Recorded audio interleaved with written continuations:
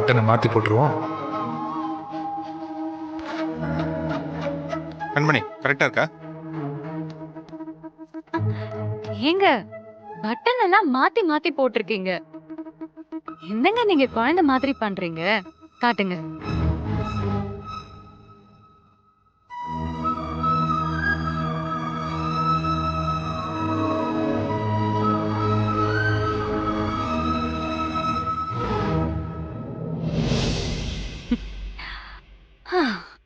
கரெக்டா. இன்னைக்கு மாமா பேசிடுவார்ல.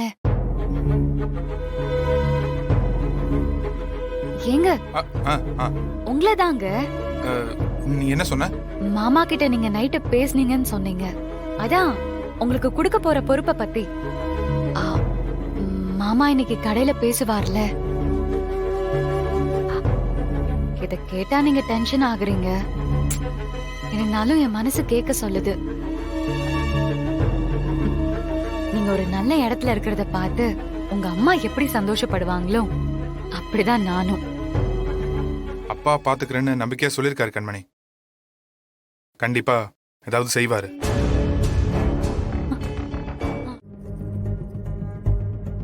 இந்தா, இது உனக்கு ரொம்ப அழகா இருக்கும், போட்டு பாரு. இந்தா.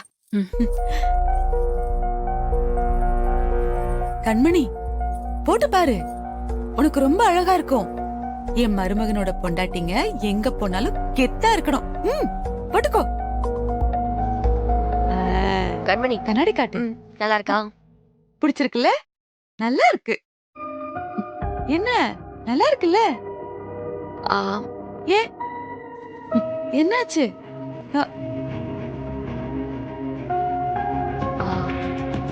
எனக்கு இவ்வளவு கிராண்டாலாம் பிடிக்காது. கொஞ்சம் சிம்பிளா காட்டுங்களேன். ஏன் நீ விலை கூட இருக்குன்னு யோசிக்கிறீங்களா? இங்க பாருங்க, இப்ப நீங்க காவேரி டெக்ஸ்டைல்ஸ் ஓனரோட மருமக.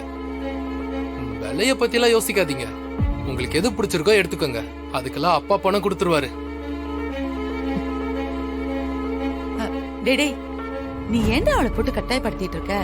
அவளுக்கு பிடிச்சா அவளே எடுத்துக்க போறா. சும்மா இருப்பியா? எடுத்துக்கோங்கன்னு தானே சொன்னேன். அம்மா எவ்வளவுமா எடுத்து வச்சுட்டே இருக்கீங்க? இருக்கட்டும், நீ பேசாம இரு. பொண்ணுங்களுக்கு வீட்ல நிறைய நகை இருக்கணும். வெளிய போனா வந்தா மாத்தி மாத்தி போட்டுக்கணும்ல. ஒரே நகையவா போட்டுக்க முடியும்?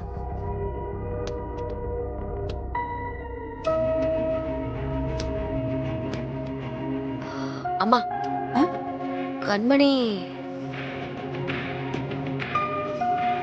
கண்மணி, எங்கம்மா போற? இதோ வந்துடுறேன் சித்தி, ஒரு சின்ன வேலை. சரி, சீக்கிரம் வா.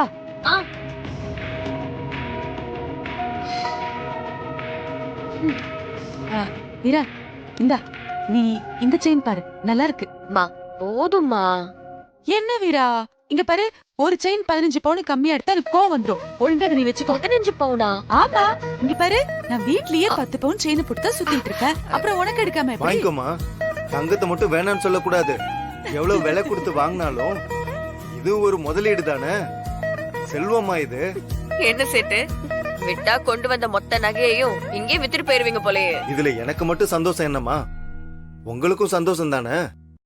கவலைப்படாதீங்க சேட்டு, உங்களுக்கு பெரிய வியாபாரமாவே நாங்க கொடுக்கறோம். ஒன்னும் பயப்படாதீங்க.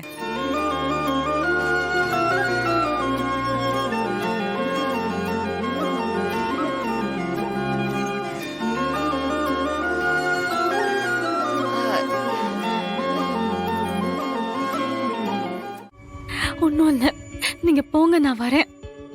அங்க எல்லாரும் நகை பாத்துட்டு இருக்காங்க, நீ பாக்கலையா? எனக்கு அதெல்லாம் வேண்டாங்க, நீங்க போங்க.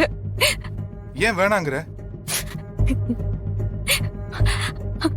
கண்மணி, என்னாச்சு? ஏன் எழுதிட்டு இருக்க? ஒண்ணும் இல்ல. யாரும் எதுவும் சொன்னாங்களா? விடுங்க, எனக்கு இதெல்லாம் பழகிடுச்சு. என்னால யாருக்கும் எந்த கஷ்டமும் வரக்கூடாது. நான் பொறுத்து போய்க்கிறேன்.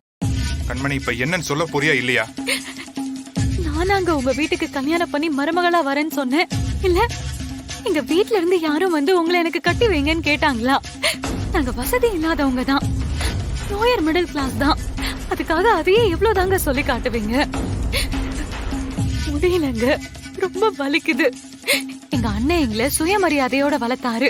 ஆனா இப்ப அதெல்லாம் என் கைய விட்டு போற மாதிரி இருக்கு. கண்மணி, உன்னை யாரு என்ன சொன்னா? பழனி சித்தி நகை எடுக்கணும்னு கூப்பிட்டாங்க. நானும் போய் உட்கார்ந்தேன். அதுக்கு உங்க தம்பி, யாரு, கார்த்தியா? ஆமாங்க, என்ன சொன்னா? வேண்டாம் விடுங்க. சொல்லு, என்ன சொன்னா? நான் ஏதோ வசதி இல்லாதவெல்லாம் புதுசா வசதிய பாக்குறேனா, இதுக்கு முன்னாடி இந்த மாதிரி நகையெல்லாம் கண்ணுல கூட பாத்திருக்க மாட்டேனா. உன்கிட்ட அவன் அப்படி சொன்னானா? ஆமாங்க, இதெல்லாம் நீங்க வேடிக்கை கூட பாத்திருக்க மாட்டீங்க. இப்ப போட்டு அழகு பாத்துக்கங்க. ஏன்னா நீங்க இப்ப காவேரி டெக்ஸ்டைல்ஸ் ஓனரோட மருமக. இதெல்லாம் போட்டாதான் எங்க ஃபேமிலிக்கு மரியாதை இருக்கும்னு பேசுறாருங்க. அன்னைக்கு இப்படிதான் பிசினஸ பத்தி எனக்கு எதுவும் தெரியாதுன்னு பட்டம் தட்டி பேசினாரு. இன்னைக்கு இப்படி பேசுறாரு. இந்த வீட்ல இருக்கணும்னா இதெல்லாம் நான் பழகிக்கணுமாங்க? இந்த அளவுக்கு பேசினானா? என்ன நம்ப மாட்டீங்களா? நான் போய் சொல்லுவேனா? இல்ல கண்மணி, அங்க அத்தை, வீரா எல்லாரும் இருந்தாங்கல்ல, அவங்க முன்னாடியா பேசினா?